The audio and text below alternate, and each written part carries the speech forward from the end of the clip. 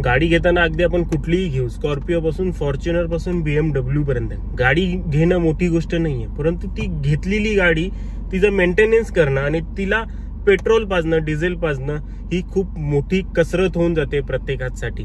आता petrol diesel वगैरे तर कुठेही फ्यूल पंप वरती मिळून जातं, परंतु जेव्हा तिच्यामध्ये काहीतरी खराब होतो किंवा काहीतरी प्रॉब्लेम होतो, अशा वेळेला आपल्याला चुना लावायला येतात, ते म्हणजे वेगवेगळे प्रकारचे मेकॅनिक आणि आपले सर्व्हिस सेंटर वाले. तर मित्रांनो, ह्या व्हिडिओमध्ये आपण त्याबद्दलच बोलणार आहोत की कुठली ट्रिक वापरून नॉर्मल मेकॅनिक लोक जे आहेत ते नवीन जे कार ओनर असतात, ज्यांना कार बद्दल नॉलेज नसतं, नुकतंच कार घेतलेली असते, अशा लोकांना कुठल्या गोष्टी वापरून, ट्रिक वापरून उल्लू बनवतात, एक्स्ट्रा पैसे घेतात, त्याबद्दलच बोलणार आहोत. जेणेकरून हा व्हिडिओ पाहून तुम्ही नेक्स्ट टाइम जर असंच काही निगडीत तुम्हाला प्रॉब्लेम आला तर तुम्ही तुमचे पैसे वाचवू शकता आणि तुम्हाला त्रास जो आहे तो कमी येईल. तर चला मित्रांनो, व्हिडिओला सुरुवात करूया. आणि हा, आपल्या चॅनलला सबस्क्राईब आणि लाईक करायला विसरू नका, त्यांनी मला मोटिवेशन मिळतं. मोटिवेशन द्या, अशीच व्हिडिओज मी तुमच्यासाठी पुन्हा घेऊन येत राहील. तर मित्रांनो, पहिली एक मोस्ट कॉमन जो प्रॉब्लेम येतो प्रत्येकासाठी, तो येतो बॅटरीचा प्रॉब्लेम. आता आपण महाराष्ट्रीयन लोक, भारतातील लोक जे आहेत ते गाडी फक्त शौक म्हणून घेतात, लोकांना दाखवण्यासाठी म्हणून घेतो आणि महिने गाडी जी आहे ती उभी ठेवतो. तर अशा वेळेला प्रॉब्लेम येतो तो म्हणजे बॅटरीचा. बॅटरी जेव्हा लो होते, गाडी स्टार्ट केली जात नाही, तर आपल्यापैकी बहुतेक साऱ्या लोकांना माहिती आहे की पुढील प्रोसेस काय असेल, परंतु जे नवीन आहेत कार ओनर किंवा ड्रायव्हर, ते लोक काय करतात, सर्व्हिस स्टेशनला फोन लावतात किंवा त्यांच्या एखाद्या ओळखीच्या मेकॅनिकला फोन लावतात. तर ते लोक काय सांगतात, गाडी टो करावी लागेल. बॅटरी लो मध्ये टो करण्याची काही एक गरज नसते. माझ्या ओळखीच्या बऱ्याचशा लोकांना देखील ह्या चुना लावलेला आहे त्या लोकांनी, की गाडी जी आहे ती टो करून सर्व्हिस स्टेशनला घेऊन जातात किंवा मेकॅनिक जवळ वगैरे घेऊन जातात आणि टोविंगचा चार्ज वेगळा जातो, परत त्यांची जे लेबर असतात ते वेगळे जातात. बॅटरी जेव्हा लो होते तेव्हा टो वगैरे करण्याची काही एक गरज नसते. फक्त बॅटरी काढून देखील आपण घेऊन जाऊ शकतो आणि तिला पूर्णपणे 300 ते 400 रुपयामध्ये चार्ज करून आणू शकतो. आता 2-3 प्रकार येतात गाडी स्टार्ट करण्याचे मेकॅनिक थ्रूच, की बाबा जर बॅटरी लो झाली असेल तर एक येतं जम्प स्टार्ट. त्याच्यामध्ये ते त्यांच्या इकडची एक बॅटरी घेऊन येतात आणि ती आपली वायर, त्या बॅटरीची वायर आपल्या गाडीच्या बॅटरीला लावतात आणि आपली गाडी स्टार्ट होते. त्यानंतर आपल्याला गाडी जी आहे ती 10-15 किलोमीटर चालवायची असते, त्यानंतर आपली गाडीची बॅटरी जी आहे ती पुन्हा रिचार्ज होऊन जाते. ही झाली एक पद्धत. आणि दुसरी पद्धत असते बॅटरी संपूर्ण काढून घेऊन जायची. बॅटरीवाल्याजवळ जो बॅटरीचे शॉप्स असतात त्याच्याजवळ घेऊन जा, तिकडे ते चार्ज करतात 10 ते 12 तास आणि तेव्हा ती बॅटरी फुल होते. त्याची देखील सेम चार्ज असतात 300 ते 400 रुपये, ह्याच्यावरती अजिबात नसणार. परंतु जे नवीन आहेत त्यांना टो करून घेऊन जायला सांगतात, तिकडे गेल्यावर सांगतात बॅटरीचा प्रॉब्लेम आहे, असा आहे तसा आहे. तर ह्यापासून सावध राहा. गाडी स्टार्ट होत नाहीये, हॉर्न वाजून बघा, हेडलाईट ऑन करून बघा, एकदम डीम दिसते, हॉर्न देखील एकदम कमी वाजतोय, लॉक अनलॉक चालत नाही, याचा अर्थ बॅटरीचा प्रॉब्लेम झालेला आहे. तर हे जे 2 पद्धती सांगितल्या त्याचा तुम्ही यूज करू शकता. आणि मित्रांनो, दुसरी गोष्ट, एखादं आपल्या गाडीमध्ये मायनर काम असेल, एखादं लहानसं काम असेल, तर जो पैसे खाऊ मेकॅनिक असतो तो त्याला वाढून चढून सांगतो, सर एवढा मोठा प्रॉब्लेम आहे, याच्यामुळे हा प्रॉब्लेम होऊ शकतो, याच्यामुळे तो प्रॉब्लेम होऊ शकतो, गाडीला हा इश्यू येऊ शकतो, बरेचसे पैसे, बरेच तुम्हाला मोठा खर्च येऊ शकतो, असे वाढून चढून सांगतात. हे झालं. आणि ह्याच्यासोबतच आता एक तिसरा पॉईंट ऍड होतो की स्पेअर पार्टचे जे प्राइसिंग आहेत ते जास्त सांगतात.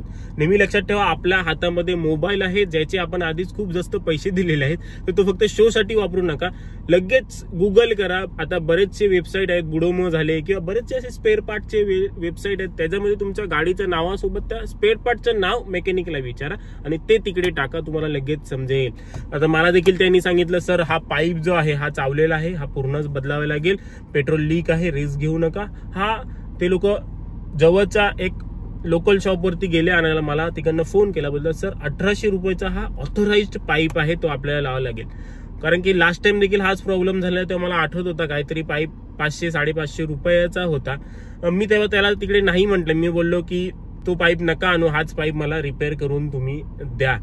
मी लगेच पुन्हा सर्च मारला की बाबा पाईप जर वाढलेला असेल प्राइस तर एवढीही नसेल वाढली, वाढून 1000 झालेली असेल, 2000 खूपच जास्त. जेव्हा सर्च केली तर त्याची प्राइस फक्त 550 रुपये होती. ते पण टाटाच्या वेबसाईटवरती मी सर्च केलेलं होतं. टाटामध्ये फोन केला लगेच, ते तिकडे देखील 550 रुपयेच तो पाईप होता. आणि मित्रांनो, पुढील टीप आहे की तुम्ही जे काम सांगितलं आहे ते पूर्णतः त्यांनी नीट केलेलं आहे की नाही हे बघण्याची जबाबदारी तुमची आहे. कारण की ह्या मेकॅनिक लोकांना सवय असते काही ना काही काम जे आहेत ते अर्धवट सोडतात, कामं नीट करत नाहीत. त्यांचं बोलणं असतं जर आम्ही काम एकदम नीट करून दिलं तर क्लायंट जो आहे तो आमच्याजवळ पुन्हा का येईल. काम जे आहे ते काहीतरी अर्धवट सोडा म्हणजे क्लायंट आपल्याजवळ सतत येत जाईल. त्यामुळे जे काही तुम्ही काम त्यांना सांगितलेलं आहे, काहीही सर्व्हिसिंग किंवा काही, ते त्यांनी नीट केलेली आहे की नाही ते बघून घ्या आणि त्याला सांगा जर काही इश्यू असेल तर मी पुन्हा येईन आणि ते तुला मला फ्री ऑफ कॉस्ट करून द्यावं लागेल, हे त्यांच्याजवळ आधीच क्लिअर करून ठेवा. आणि मित्रांनो, नवीन कार ओनर जे ते अजून एक चुकी करतात ती म्हणजे काय आहे, भले काही प्रॉब्लेम होऊ दे, मेकॅनिकल होऊ दे, इलेक्ट्रिकल होऊ दे किंवा पेंटिंग बद्दलचं होऊ दे, डेंट येऊ दे, एकाच फक्त मेकॅनिकला फोन करतात. तुम्हाला मी सांगू इच्छितो की ह्या प्रत्येक कामासाठी वेगवेगळी माणसं असतात. पेंटिंगसाठी पेंटिंग वाले असतात, इलेक्ट्रिकलसाठी कारचा इलेक्ट्रिशियन असतो, परत त्यासोबतच मेकॅनिकल गोष्टीसाठी मेकॅनिक असतो. अशा वेगवेगळे लोक जे आहेत ते असतात प्रत्येकासाठी. तुम्ही जर मेकॅनिकला फोन करा आणि तुमचं काम आहे पेंटिंगचा तर तो दुसऱ्याजवळ घेऊन जाईल, त्याच्यामध्ये स्वतःचा खाचा म्हणजे स्वतःचा मार्जिन जो आहे तो काढेल. त्यामुळे तुमचे पैसे जे आहेत ते जास्त जातील आणि टाइम देखील जास्त जाईल. त्यामुळे ही लक्षात ठेवा, इलेक्ट्रिकल प्रॉब्लेम असेल तर इलेक्ट्रिकल कोणतरी पाहून ठेवा गाडीसाठी, मेकॅनिकल प्रॉब्लेमसाठी मेकॅनिक पाहून ठेवा आणि पेंटिंगसाठी एखादा चांगलासा वर्कशॉप पेंटिंग वाला पाहून ठेवा. अशी 3-4 लोक असतात, त्यांच्याशी तुम्हाला ओळख करून ठेवणं गरजेचं आहे, तरच तुमचे पैसे आणि वेळ दोन्ही वाचतील, नाही तर तुम्हाला जागोजागी वेळ बनवलं जाईल.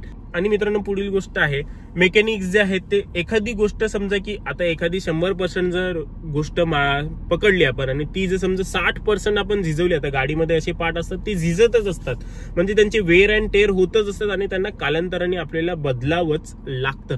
अशी झिजणाऱ्या गोष्टी समजा की आता 100% पकडल्या आणि ते समजा 60% झिजलेले आहेत आणि 40% रिमेनिंग आहेत अजून. फॉर एक्झाम्पल टायर पकडा, क्लच प्लेट पकडा किंवा एखादी मायनरची बुशिंग झाली किंवा एखादं हँडब्रेकची सिलेंडर वगैरे झालं, ते अजून 40% आहेत, तरीही आपल्याला सांगणार चेंज करून घ्या, तुमच्यासाठी चांगलं राहील. परंतु ते अजून 40% राहिलेले आहेत, ब्रेक पॅड्स वगैरे अजून बाकी आहेत, तर अगोदरच आपण का ते बदलावेत. जिथपर्यंत त्याची कंपनीने एक लिमिट सेट केलेली असते, ब्रेक पॅडची झाली ते सिलेंडरची झाली, जिथपर्यंत ते पूर्णतः काम करायचे बंद करत नाहीत किंवा 10% 20% उरत नाहीत, तिथपर्यंत आपल्या त्या गोष्टी चेंज करायच्या नाही आहेत. त्यांना फक्त बोलायचं, तो बोलला की खराब व्हायला आलेला आहे, ठीक आहे, खराब व्हायला आलेला आहे, हा पर्टिक्युलर पार्ट पूर्णतः खराब नाही झालेला आहे ना, जिथपर्यंत चालते तिथपर्यंत मी चालवेन. बॅटरी झाली किंवा असंच किंवा बॅटरी तुमची वीक झालेली आहे परंतु ती पूर्णतः खराब नाही झालेली आहे ना, असेच मी वीक बॅटरी सोबत माझे 2 वर्ष असेच निघून गेले. मला यांनी बॅटरीवाल्याने सांगितलं तुमची बॅटरी वीक झाली, तुम्हाला बदलावी लागेल. त्यांना बिझनेस करायचा आहे, ते आपल्याला काहीही सांगत राहतात, परंतु तुम्हाला तुमचं डोकं वापरायचं आहे. तर मित्रांनो, ह्याच काही गोष्टी आहेत ज्याचे जो आपल्याला लक्ष ठेवायचं आहे. व्हिडिओपासून मदत झालेली असेल लाईक करा, व्हिडिओ आवडलेला असेल तुमच्या मित्रांसोबत शेअर करा, काही कमेंट करून नक्की सांगा पुढील व्हिडिओ कशाबद्दल हवा आहे. व्हिडिओ आवडला असेल कमेंट करून सांगा, त्याने मला मोटिवेशन मिळतं. पुढील असेच व्हिडिओज येत राहतील. चॅनलला सबस्क्राईब करायला विसरू नका. तर मित्रांनो, आपल्या आजच्या व्हिडिओमध्ये एवढंच. भेटूया पुढच्या व्हिडिओमध्ये.